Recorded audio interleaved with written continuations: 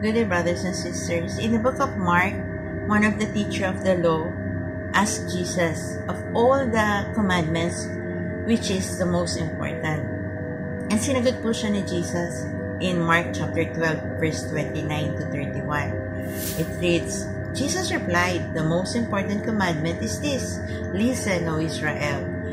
The Lord our God is the one and only Lord, and you must love the Lord your God with all your heart, with all your soul, with all your mind, and with all your strength. And the second one is equally important. Love your neighbor as yourself." Amen. So, God should be the greatest love of our lives. Loving God with our soul means to love Him for eternity. Amen.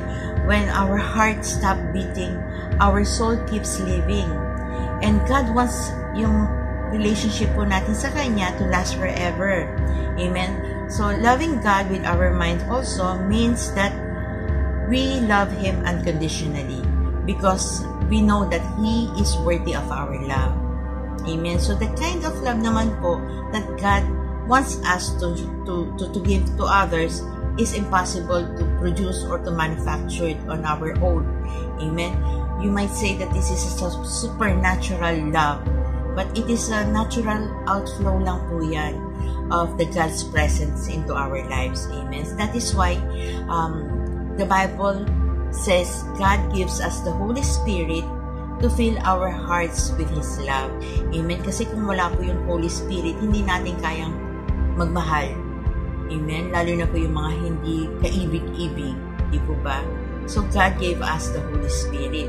So, that is why po, if we feel our love for others is falling short of God's ideal, let's just ask the Holy Spirit to strengthen us in this area. Amen.